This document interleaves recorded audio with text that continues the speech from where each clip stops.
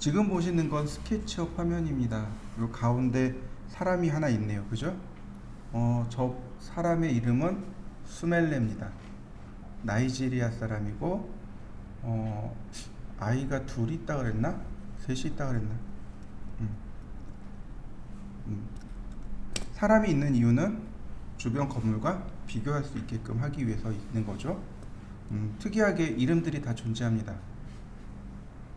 스멜레라고 해요. 스케치업 2021 버전 개발할 당시 마케팅 담당자로 근무를 했었다고 합니다. 그런 식으로 사연이 있는 자기네 직원들을 이렇게 만들어서 놨습니다. 지금은 그만둔 걸로 알고 있습니다. 자, 그 다음에 이 위로 올라가면 풀다운 메뉴가 있죠. 쭉 잡아당기면 내려오는 명령어들이 여기 존재합니다. 그 다음에 이 부분, 여기하고 이 부분은 툴 메뉴입니다. 툴 메뉴는요, 여기서 오른쪽 버튼 딱 누르시면 나와요. 툴 메뉴 위에서 오른 버튼 누르시면 나와요. 그 다음에 여기는 트레이라고 합니다. 여기에 이제 기본적인 명령어들, 많이 쓰는 명령어들이 이쪽 오른쪽에 트레이 항목에 나옵니다. 그리고 우리가 작업하는 이제 작업 창이 있고요. 작업 창은요, 휠을 드래그하면 오빗이 됩니다. 화면 회전이 일어나요. 휠을 드래그 하세요.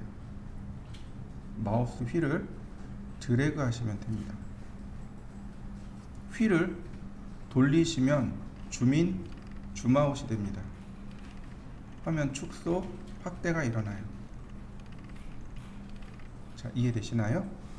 그 다음에 키보드에 Shift 키를 누른 상태에서 휠을 드래그 합니다. 그러면 화면 이동이 일어납니다. 이런 걸 이제 펜이라고 합니다. 이 펜과 오빗이 오토캐드와 정반대입니다. 오토캐드는 휠 드래그하면 펜 기능입니다. 그리고 Shift 휠 드래그하면 오빗이 돼요. 그래서 스케치업 쓰시는 분들, 스케치업하고 오토캐드를 쓰시는 분들이 많이 헷갈려하는 게 바로 이 부분입니다. 명령어가 반대로 돼 있어가지고 자꾸 헷갈려하세요. 휠 드래그하면 오빗입니다. 화면을 회전시켜서 볼 수 있게 하고요. Shift 키를 누른 상태에서 휠을 드래그하면 펜 기능이 됩니다. 자, 한번 연습을 한번 해보시죠. 여기 카메라 있던가요? 여기 있네요. 카메라의 메뉴 보시면 여기 오빗, 펜, 줌 이렇게 나와 있습니다. 그리고 오른쪽에 OHZ 이렇게 되어 있죠. 이게 단축키입니다. 근데 이제 중요한 건 그 아래 줌 윈도우, 줌 익스텐트. 줌 윈도우가 화면 영역을 이렇게 지정할 수 있습니다. 그럼 해당 영역을 확대할 수 있습니다. 드래그 하시면 돼요. 단축키가 컨트롤, 시프트, W를 동시에 누르시면 됩니다. 그러면 줌 윈도우가 됩니다. 이렇게 확대되는 거 보이시죠? 그 다음에 또 하나, 카메라 메뉴에 줌 익스텐트, 화면 확대예요. 화면 확대입니다. 컨트롤 시프트 알파벳 E입니다. 이걸 많이 써요. 굉장히 많이 씁니다. 이 단축키는 외워두셔야 돼요. 컨트롤 시프트 알파벳 E, 줌 익스텐트, 화면 맞춤입니다. 오토캐드에도 똑같이 존재하는 명령어들이니까 캐드를 다루시는 분들은 조금 더 쉬우실 수 있습니다. 휠 두 번 더블 클릭하면 줌 익스텐트가 되죠. 똑같습니다. 어떻게 있든지 간에 컨트롤 시프트 알파벳 E를 누르시면 바로 줌 익스텐트가 됩니다. 그 다음에 여기 보시면 빨간색 축, 초록색 축, 그 다음 파란색 축이 나옵니다. 레드 엑시스, 그린 엑시스, 블루 엑시스입니다. 이걸 조금 더 편하게 이야기하면 XY Z축이 됩니다. 오토캐드도 그렇고 3D 맥스도 그렇고 다른 프로그램도 마찬가지입니다. XY Z는 레드, 그린, 블루, 즉 빛의 삼원색인 레드, 그린, 블루, RGB 컬러로 표현을 합니다. 스케치업에서도 X축 레드, 그린축 Y, 블루축 Z가 됩니다. 그런데 XYZ축이라고 부르지 않습니다. 눈에 보이는 색상 그대로 부릅니다. 레드 엑시스, 그린 엑시스, 블루 엑시스, 빨강축, 초록색축, 파랑색축 이렇게 부르시면 됩니다. 얘는 XYZ라고 하지 않습니다. 자, 또 하나, 지금 보시면 제가 선을 그릴 겁니다. 이렇게 멀리 선을 그렸습니다. 그리고 복사를 할 거예요. 아이고.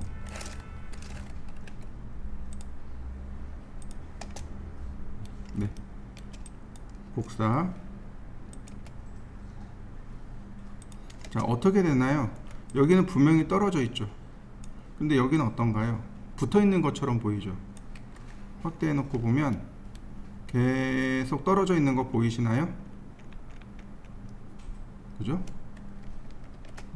이게 왜 그러냐면 스케치업은 기본 화면이 투시입니다. 투시를 기본 화면으로 놓고 있습니다. 그러니까 여기는 분명히 떨어지고, 투시는 특징이 그거죠. 가까운 데는 크게 보이고 멀리 있는 데는 작게 보이는 게 투시의 특징이죠. 얘는 투시 화면입니다. 그래서 이렇게 멀리 있고 가까이 있고에 따라서 크게 또는 작게 보이는 겁니다. 사실상 얘네들은 나란한 겁니다. 자, 무슨 뜻인지 이해되시나요?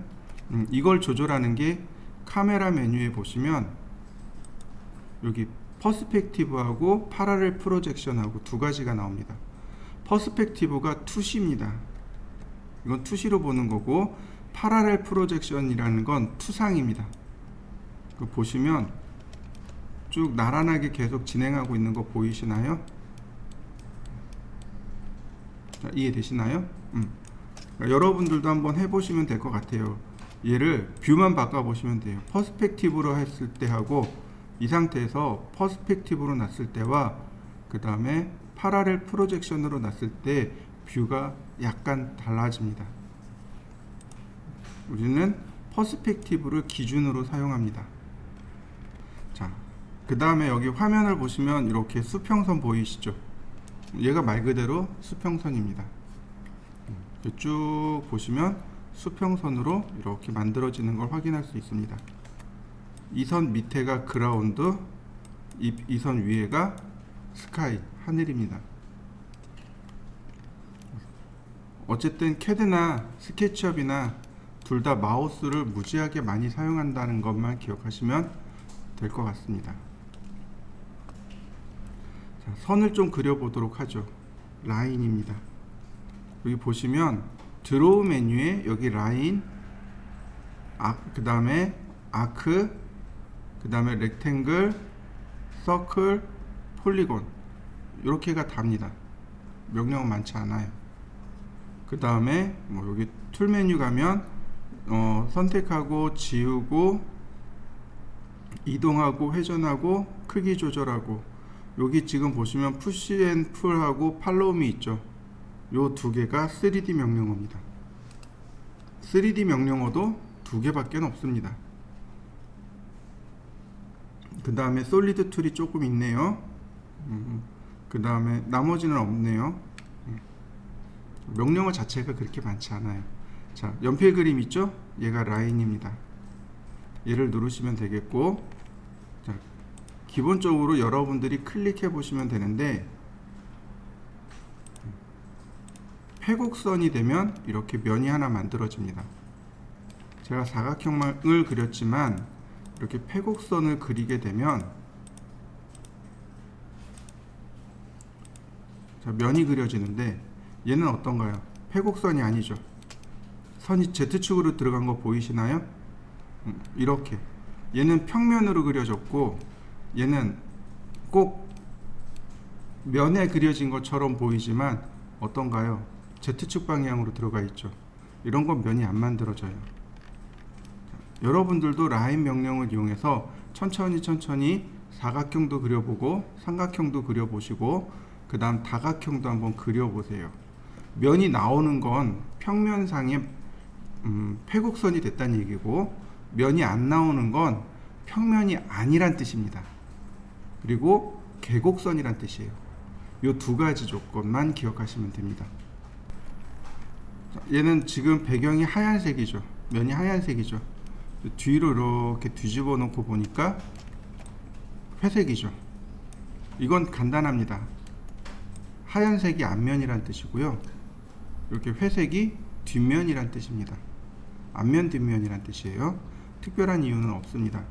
보통 우리는 이걸 뭐라고 얘기하냐면 투 사이드 렌더, 원 사이드 렌더 이렇게 이야기해요.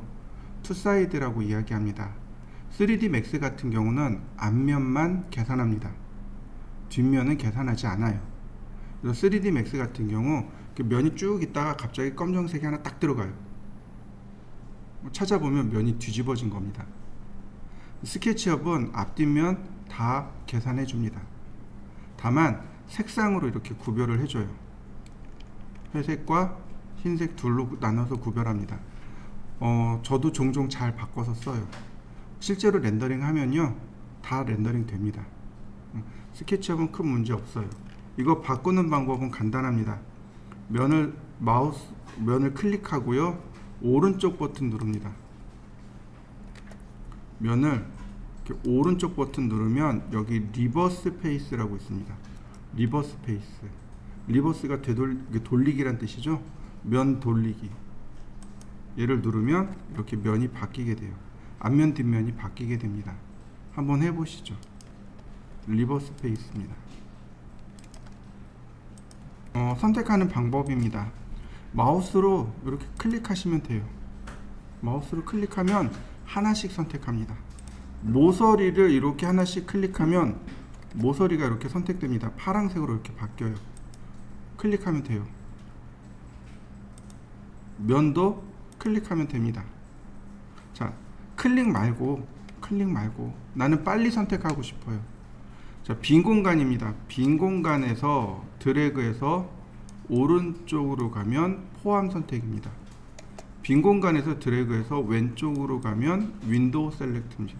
걸침 선택입니다. 아니, 다시. 크로스 셀렉트, 걸침 선택이라고 합니다. 빈 공간을 그대로 드래그합니다. 요건 포함 선택이에요. 요 사각형 안에 완전히 포함되어진 것만 선택합니다. 쭉 드래그해서 클릭. 그러면 포함 선택으로 선택할 수 있습니다. 이건 반드시 기억하셔야 돼요. 왜냐하면 종종 포함 선택도 쓰고 걸침 선택도 쓰고 다 씁니다. 걸침 선택이라는 건 뭐냐면 이렇게 왼쪽에서 드래그해서 오른쪽으로 갑니다. 그러면 들어가 있지 않아도 이렇게 교차된 것들을 선택합니다. 교차된 것들을 이와 같이 선택해 줍니다. 자, 한번 선택해 보시죠. 포함 선택과 걸침 선택을 이용해서 한번 선택해 봅니다. 다시 봅니다. 선택을 하는데 어떤가요? 한 번씩 클릭하고 나니까 기존에 선택한 게 없어지죠. 컨트롤 키를 누른 상태에서 클릭해 보시면 됩니다. 추가 선택이에요. 컨트롤 키를 누른 상태에서 클릭해 보세요. 추가 선택입니다. 컨트롤 키를 누르고 클릭하면 됩니다. 키보드 옆에 컨트롤 키를 누르면 더하기 키가 이렇게 나와요. 떼면 사라집니다. 자, 이해되시나요? 그럼 빼기 선택은 뭐냐면 컨트롤 키, 쉬프트 키를 눌러야 빼기로 바뀝니다. 키보드 오른편에 빼기로 바뀐 거 보이시나요? 컨트롤 쉬프트를 동시에 눌러 보세요. 그러면 빼기 선택이 됩니다. 이때 클릭하시면 됩니다. 물론 드래그 하셔도 돼요. 이렇게 드래그 하시면 추가 선택이 됩니다. 그리고 컨트롤 쉬프트 누르고 드래그 하시면 빼기 선택이 돼요. 많이 사용하는 방법 중에 하나입니다. 자, 한번 해보시죠. 컨트롤 키는 더하기 선택입니다. 그러니까 계속 추가 선택이 돼요. 컨트롤 쉬프트는 빼기 선택입니다. 그러니까 선택할 때 계속 이와 같이 빼기가 됩니다. 많이 써요. 선택하고 필요 없는 거 이런 식으로 빼서 씁니다. 그런데 쉬프트 키가 있어요. 쉬프트 키는 키보드를 보시면 이렇게 뜹니다. 플러스 마이너스라고 뜨는 거 보이시나요? 한 번 선택은 추가 선택이고 다시는 빼기입니다. 선택 안 된 것은 선택하고 선택된 것은 선택 해제시켜주고, 지금 보시면 여기 선만 선택되어 있죠? 같이 선택합니다. 그러면 선택 안 된 부분이 선택되어지고 선택된 부분은 해제가 되고, 토글 선택이라고 하죠. 쉬프트 키는 토글 선택입니다. 요거는 상황에 따라서 함께 쓰시면 됩니다. 자, 쉬프트 키도 한번 해보시죠. 라인의 단축키는요, 라인의 단축키는 L입니다. L이에요. L 누르면 라인이 됩니다. 서클은 C입니다. 사각형 렉탱글은 R입니다. 선택은요, 스페이스바입니다. 스페이스바를 누르면 선택으로 바뀌게 됩니다. 명령어를 쓰다가도 스페이스바를 누르면 선택으로 바뀌게 돼요. 자, 한번 해보시죠. 지우는 방법에 대해서 좀 알아보도록 하죠. 여기 지우개가 있네요. 그리고 지우개입니다. 알파벳 E를 누르시면 지우개로 들어옵니다. 근데 오토캐드도 마찬가지로 이레이즈 명령을 안 써도 지우개로 지울 수는 있어요. 선택하신 다음에 키보드의 델 키를 누르면 지워져요. 굳이 이레이즈를 쓰지 않는 이유가 바로 이런 거죠. 선택하고 델 키를 누르면 돼요. 한번 해보시죠. 자, 이번엔 이레이즈입니다. 필요 없는 부분을 클릭하시면 돼요. 이렇게 클릭하시면 삭제됩니다. 또 드래그 하셔도 돼요. 이렇게 드래그 합니다.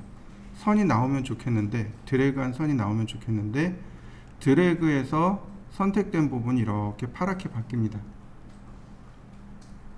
마우스 떼면 삭제돼요. 자, 한번 그려보시죠. 그리고 10분 쉬었다 하죠.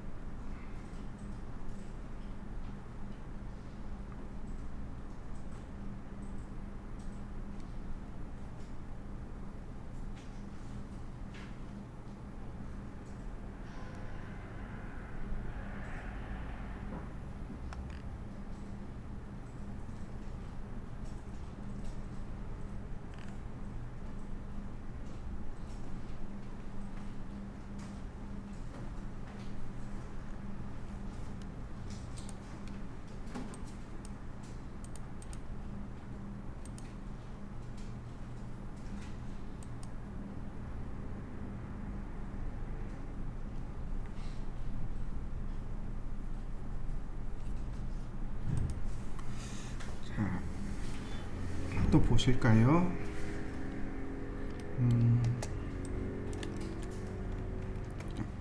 이렇게 하시면 돼요.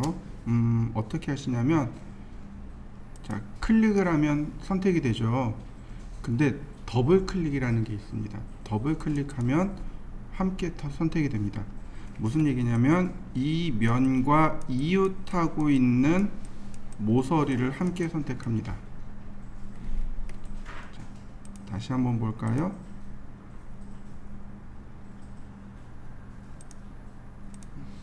제가 이런 식으로, 자, 제가 이렇게 면을 3개를 그렸습니다. 자, 클릭하면 면 하나, 클릭하면 모서리 하나만입니다. 더블 클릭하게 되면 내가 더블 클릭한 것, 이웃하는 것, 모서리가 함께 선택됩니다. 자, 모서리를 선택했습니다. 모서리만 더블 클릭. 그럼 어떻게 돼요? 이 모서리와 이웃하고 있는 면이 있죠. 함께 선택됩니다. 자, 한번 해보시죠. 트리플 클릭이요. 3번 연달아 더 클릭하는 겁니다. 그러면 객체가 전체 다 선택됩니다. 자, 다시 한번 볼까요? 제가 여기다가 라인을 이렇게 그려봤습니다. 제가 육면체를 만들었어요. 이렇게 클릭하면 면 하나, 더블 클릭하면 모서리까지. 근데 트리플 클릭하게 되면 전부 다 선택합니다. 이게 이제 다른 프로그램에 없는 기능 중에 하나입니다. 클릭, 더블 클릭, 그 다음 트리플 클릭. 자, 한번 해보시죠. 다시 봅니다. 제가 면을 이렇게 조금 더 많이 나눴습니다. 중간중간에 선을 쭉 그렸습니다. 지우개로 지울 건데요. 이레이즈로 지울 건데, 자, 쭉 지워지는 거 보이시죠? 근데 이레이즈에 Alt 키를, 그러니까 컨트롤 키를 눌렀을 때와 Alt 키를 눌렀을 때 두 가지가 나옵니다. 이레이즈 명령어에 컨트롤 키를 누르게 되면 모서리를 지우는 게 아니고 감춥니다. 모서리를 감추고 있는 겁니다. 지금 모서리가 어떻게 돼요? 지워진 게 아니고 감추어진 겁니다. Alt 키를 누르면 지금 모서리들이 다시 점선으로 뜬 거 보이시나요? 감추어진 모서리를 다시 보이게 합니다. 이렇게. 무슨 의미냐면 이레이즈의 컨트롤 키를 누르면 면을 부드럽게 합니다. 이런 뜻이에요.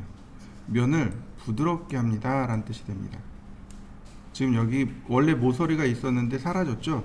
면이 부드럽게 처리가 된 겁니다. 그런데 Alt 키를 누르면 부드럽게 처리된 면이 다시 각지게 처리됩니다. 이런 뜻입니다. 자, 한번 해보시죠. 자, 라인 선 그리기입니다. 클릭한 다음에 내가 원하는 선의 방향을 이렇게 맞추는데 이게 잘 안 맞을 수 있어요. 잘 안 맞을 수 있어요. 어떻게 하냐면 키보드에 화살표를 씁니다. 오른쪽 화살표 키를 누르게 되면 레드 엑시스 방향으로만 선이 그려집니다. 오토캐드에서 말하는 직교좌표입니다. 수직선 또는 수평선으로만 그려지게 됩니다. 그 다음 왼쪽 화살표 키를 누르면 이렇게 그린 방향으로만 그려집니다.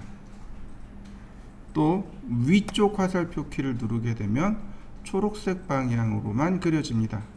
내가 그리는 방향을 바꿀 수 있는 거죠. 오른쪽, 왼쪽, 위쪽 아주 많이 사용합니다. 이동, 회전, 이때도 이 화살표 키를 써야 돼요. 제가 자꾸 화살표 키 쓰세요. 화살표, 오른쪽 화살표, 왼쪽 화살표 계속 그 얘기합니다. 이 키보드에 오른쪽, 왼쪽, 위쪽 화살표 키를 이용해서 그리는 방향을 내가 제어시킬 수 있습니다. 클릭, 그 다음에 클릭. 자, 방향을 맞췄습니다. 키보드가 이렇게, 아니 커서가 이렇게 멀리 떨어져 있어도 선이 그려져요. 이때 끝점을 갖다 대면 이렇게 똑같은 점의 위치를 그릴 수 있습니다. 오스냅이라고 합니다. 오토캐드에서 오스냅이라고 하는데 스케치업에도 오스냅들은 있습니다. 근데 자동입니다. 딱 유사점에 딱 가면 자동으로 딱딱 그릴 수 있어요. 자, Z 방향으로 선 그리고, 자, 선 그리고 다시 볼까요? 자, 화살표 이용해서 방향 맞추고 꼭지점 클릭하고, 자, 화살표 누르고 그 다음 꼭지점 클릭하고, 그러면 이렇게 금방금방 육면체를 그려낼 수 있습니다. 자, 한번 그려 보시죠. 다시 또 볼까요? 자, 라인 방향 맞추고 선의 길이를 씁니다. 500mm 방향 맞추고 500 방향 맞추고 500. 자, 마지막 클릭. 가로 세로 높이가, 그러니까 가로 세로가 500인 사각형을 그려봤습니다. 자, 그려보시죠.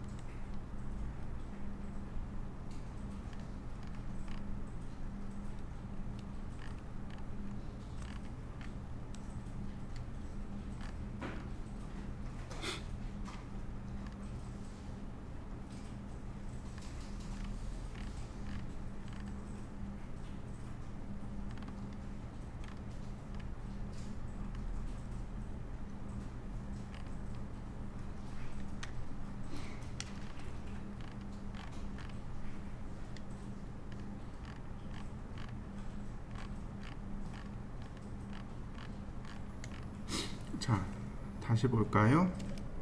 클릭하고 그 다음에 가로 콤마 세로, 그러니까 예를 들어서 500 쉼표 500 그리고 엔터. 그러면 가로 세로가 500인 사각형이 그려집니다. 다시 볼까요? 클릭하고 1000 콤마 500 그러면 1000에 500짜리가 그려집니다. 500, 1000 그러면 500에 1000인 사각형이 그려집니다. 렉탱글을 하는데 화살표 키를 누릅니다. 그러면 화살표 키를 누르는 거에 따라서 이렇게 방향이 바뀝니다. 클릭하게 되면, 자, 모양이 바뀐 거 보이시나요? 다시 렉탱글을 하는데 화살표 키를 누르면, 자, 어떤가요? 그려지는 방향이 바뀌는 거 보이시나요? 그려지는 방향을 내가 마음대로 이렇게 바꿀 수 있습니다. 제가 계속 화살표 키 중요하다고 얘기하고 있었죠. 자, 한번 해보시죠. 자, 그 다음에요. 렉탱글을 그릴 때 컨트롤 키를 누르면 이렇게 가운데서 그려집니다. 이렇게. 보통 일반적으로는 이렇게 끝점에서 끝점으로 가잖아요. 그런데 컨트롤 키를 한번 누르면 아이콘이 이렇게 가운데로 들어와요. 이렇게. 그래서 가운데서 그려집니다. 자, 한번 해보시죠. 자, 그 다음에 그 밑에 보시면 로테이티드 렉탱글이라는 것이 나옵니다. 회전된 사각형이란 뜻으로 잘 쓰지는 않아요. 로테이티드 렉탱귤러, 즉 첫 번째는 길이입니다. 모서리의 길이, 예를 들어서 500mm. 그 다음에 두 번째는 각도입니다. 이렇게요. 두 번째는, 첫 번째가 선의 길이라면 두 번째는 이 선의 길이와 각도입니다. 그래서 입력되는 값도 선의 길이 콤마 각도입니다. 예를 들어서 1000mm 콤마 45도. 그러면 이렇게 1000mm에 45도 기울어진 사각형이 그려집니다. 첫 번째는 길이, 두 번째는 길이 콤마 각도입니다. 자, 한번 해보시죠. 자, 그 다음은요, 서클입니다. 원그리기요. 중심, 반지름. 중심점 지정하고 반지름 500. 그럼 반지름이 500인 원이 그려지겠네요. 마찬가지로 화살표를 누르면 원이 그려지는 방향을 내 마음대로 이와 같이 바꿀 수 있습니다. 자, 한번 해보시죠. 서클은요, 조금 특이하게 이렇게 생겼습니다. 조금 더 확대해 놓고 보시면은 서클을 그리고 확대를 하면 이렇게 각이져 있는 걸 확인할 수 있습니다. 왜 그러냐면 이렇게 아주 동그란 원을 그려버리면 컴퓨터가 감당을 못해요. 컴퓨터가 그 면을 처리하는데 감당할 수가 없게 됩니다. 그래서 이렇게 각지게 그리게 돼요. 그럼 각지게 그리면 어떻게 해야 되느냐? 여기 나와 있는 이제 푸시 앤 풀이라는 명령어로 이렇게 올리게 되면 지금 면이 올라온 거 보이시죠? 자, 아까 봤던 이레이즈의 Alt 키를 누르면 바로 이렇게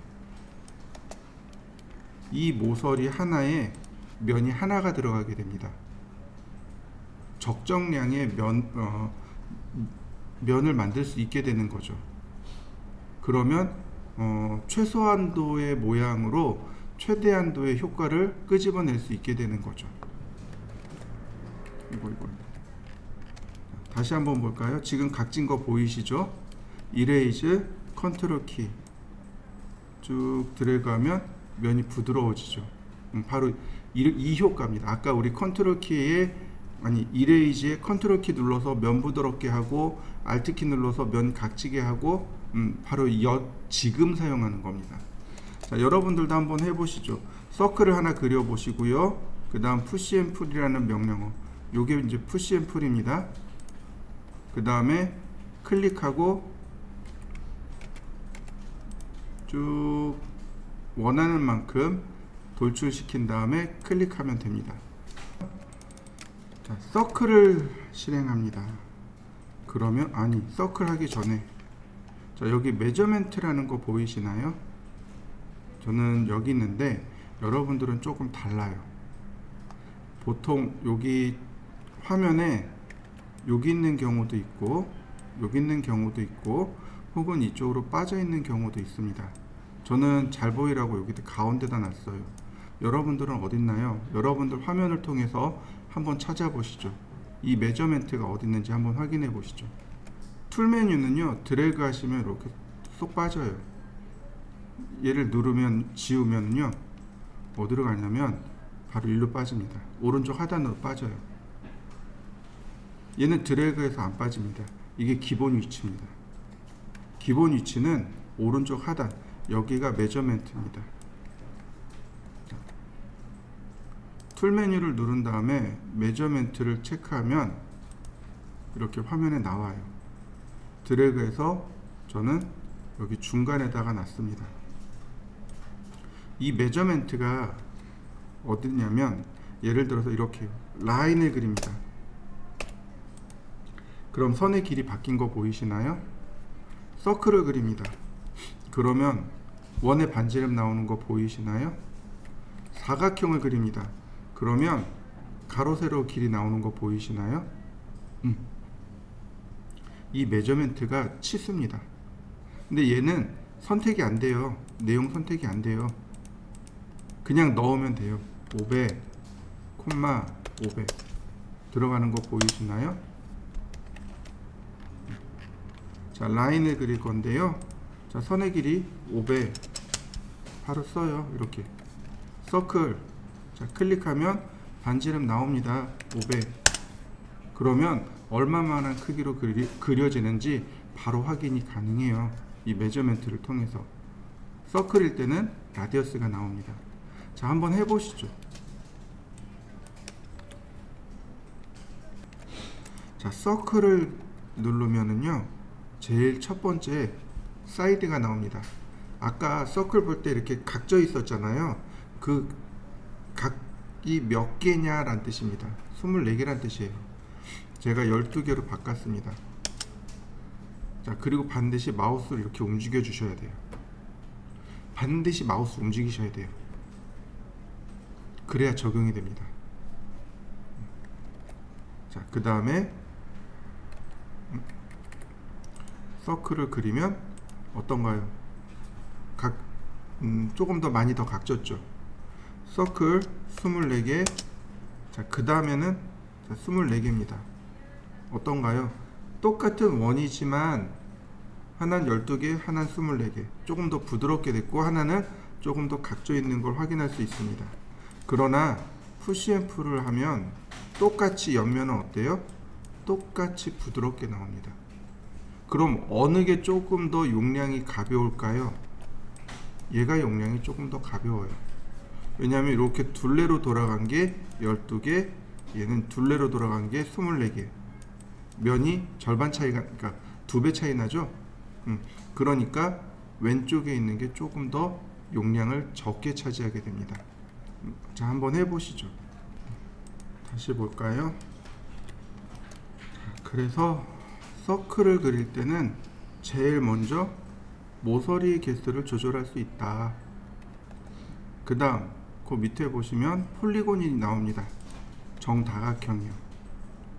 정다각형이기 때문에 사이드가 먼저 나옵니다. 오각형. 그러면 오각형이 그려집니다. 다시 볼까요? 팔각형. 그 다음에 팔각형 그려진 거 보이시나요? 자, 한번 정다각형도 그려보시죠. 폴리곤도 마찬가지로 제가 24개를 줬습니다. 그러면 24각형이 그려진 겁니다. 문제는 푸시 앤 풀 했을 때입니다. 자, 원은 어떤가요? 원은 면이 부드럽게 나왔었죠. 근데 폴리곤은 기본적으로 면이 각지게 나옵니다.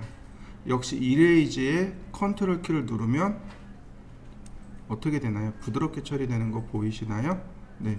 서클과 폴리곤은 한 끗 차이라는 걸 확인할 수 있습니다.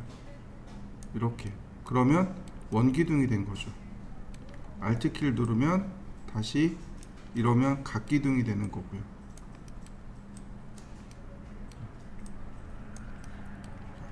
한번 해보시죠. 폴리곤 사이드 나오죠? 6개 클릭했습니다. 그랬더니 여기 나와요. 인시크리브드 라디어스. 인시크리브드가 뭐냐면 내접이란 뜻입니다. 지금 보시면 파란색 폴리곤 바깥쪽으로 점선 찍혀 있는 거 보이시죠?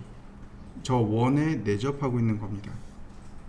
컨트롤 키를 누르면 내용이 바뀌죠. 서큐시크리브드 라디어스, 즉 외접하는 이란 뜻으로 바뀝니다. 그러니까 외접하는, 그러니까 내접하는 폴리곤, 내접하는 폴리곤 이렇게 됩니다. 그래서 여기서 컨트롤 키를 눌러서 내접하는지 아니면 컨트롤 키를 눌러서 외접하는지 이렇게 두 가지 방식으로 그릴 수 있습니다. 자, 한번 해보시죠. 자, 이번에는 아크입니다. 아크가 있고요, 2포인트 아크가 있고 3포인트가 있고 마지막으로 파이가 있습니다. 아크를 누르게 되면 똑같이 사이드가 먼저 나와요. 사이드가 나옵니다. 자, 그 다음에 중심, 시작점, 끝점. 이게 일반적인 아크입니다. 중심, 시작, 끝. 자, 한번 그려보시죠. 그 다음 2포인트 아크입니다. 시작점, 그 다음 끝점, 중간점. 시작점, 끝점, 그 다음에 중간점.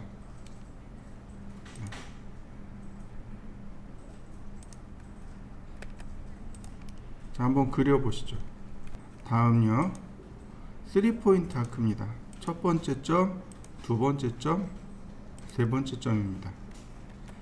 2포인트는 시작, 끝, 중간이라면 3포인트는 시작점, 중간점, 끝점이 됩니다.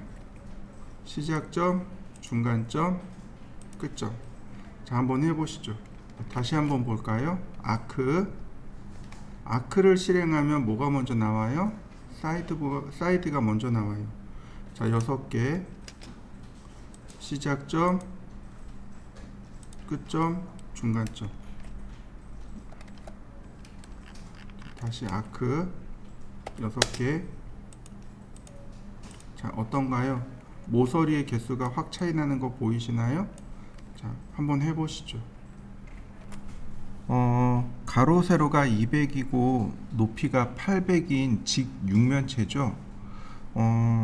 먼저 얘를 그릴 방법은 두 가지가 있습니다. 라인을 이용해서 사각형을 그리는 방법이죠. 라인을 이용해서 200, 그 다음에 다시 200, 다시 200, 다시 200, 그 다음에 푸시 앤 풀로 800. 그러면 금방 그려집니다. 또 다른 방법은 렉탱글을 쓰시면 돼요. 200, 200, 푸시 앤 풀 800. 그러면 금방 만들어집니다. 두 가지 방법 다 써서 한번 그려보시죠. 그 오른편이네요. 가로 세로가 500이고 높이가 200이네요. 자, 역시 라인으로 500mm씩 그릴 수 있겠죠. 또는 렉탱글로 500, 500 할 수 있습니다. 두 가지 방법 다 그려보시죠. 87쪽은 그렇게 어려운 내용은 아닙니다. 제일 좌상단부터 보시면 요철이죠. 200, 그 다음에 200, 200, 200, 200, 자, 200, 그 다음 600, 자, 그 다음에 클릭. 높이는 간단하게 600. 그러면 금방 그려지는 거 보이시죠? 이런 건 뭐 그렇게 어렵다라고 할 수 없을 겁니다. 자, 한번 해보시죠. 자, 이번에는 오른쪽 상단입니다. 여러 가지 방법들이 존재를 할 수 있겠네요. 가로 세로가 500입니다. 렉탱글 500, 500, 그 다음에 푸시 앤 풀 500, 그 다음에 대각선으로 선을 그려봅니다. 이렇게 대각선으로 선을 그립니다. 그리고 지우개로 지우면 이렇게 만들어져 있는 걸 확인할 수 있어요. 이것 말고도 또 이렇게 그릴 수 있습니다. 500, 500, 푸시 앤 풀 500, 대각선으로 선을 그립니다. 이건 푸시 앤 풀을 활용하는 방법입니다. 이렇게 미는 거죠. 또 정상적인 방법으로 간다면 이렇게 500, 그 다음에 Z 방향으로 500, 그 다음에 끝점 클릭, 푸시 앤 풀 500. 똑같은 도형이지만 활용하는 방법에 따라서 또는 도형을 보는 관점에 따라서 다양한 방식으로 모델링을 할 수 있습니다. 자, 한 개씩 다 해보시죠. 자, 왼쪽 두 번째입니다. 가장 쉽게 그리는 건 이렇게 그리면 될 거예요. 500, 그 다음에 위로 500, 그 다음에 100, 그 다음에 400, 그 다음에 400, 그 다음에 클릭, 그 다음에 푸시 앤 풀 500. 이렇게 그리는 게 가장 쉬울 겁니다. 근데 이렇게 그리셔도 괜찮아요. 500, 500, 그 다음 푸시 앤 풀 100, 그 다음 요 꼭지점에다가 이렇게 사각형을 그리는 겁니다. 100, 500, 방향이 틀어졌네요. 다시 500, 100. 그 다음 푸시앤풀 400. 좀 새로운 방법이죠. 이렇게 그리셔도 괜찮습니다. 이건 편하신 대로 여러분들이 그리시면 돼요. 예를 들어서 렉탱글을 이렇게 그리셔도 괜찮습니다. 500, 500. 그 다음에 다시 이쪽에서 400, 400. 아이고, 다시 400, 400. 지우개로 지우고 푸시앤풀 500. 자, 보는 관점에 따라서 모델링하는 방법이 계속 바뀌고 있죠. 오른쪽 거 역시 마찬가지로 가장 쉬운 건 라인으로 400, 그 다음에 600, 400, 그 다음 50, 높이가 400이니까 350이네요. 350, 그 다음에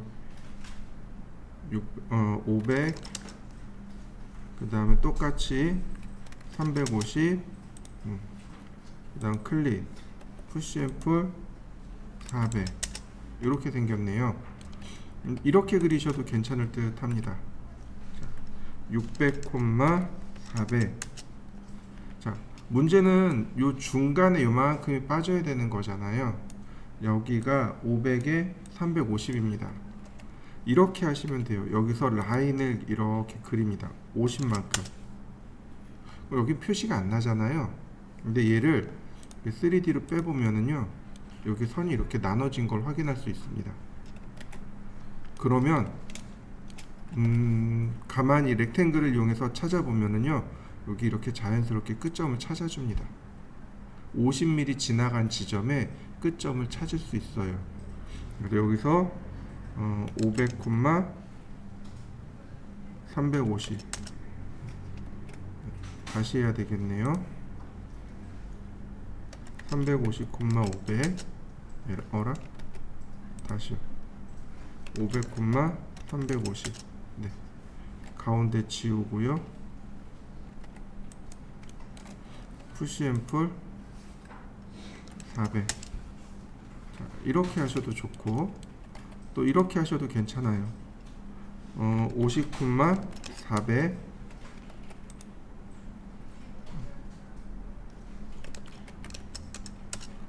자, 그 다음 푸시앤풀 400. 자, 밑으로 렉탱글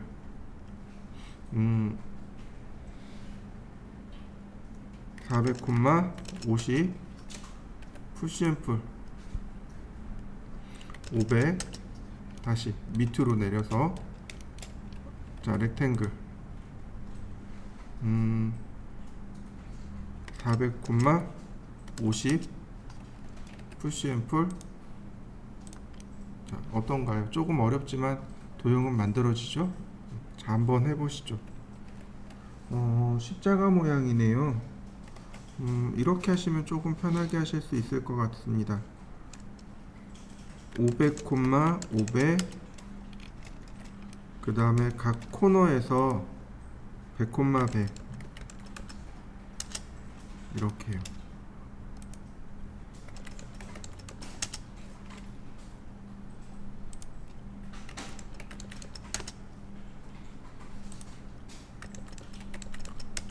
그 다음에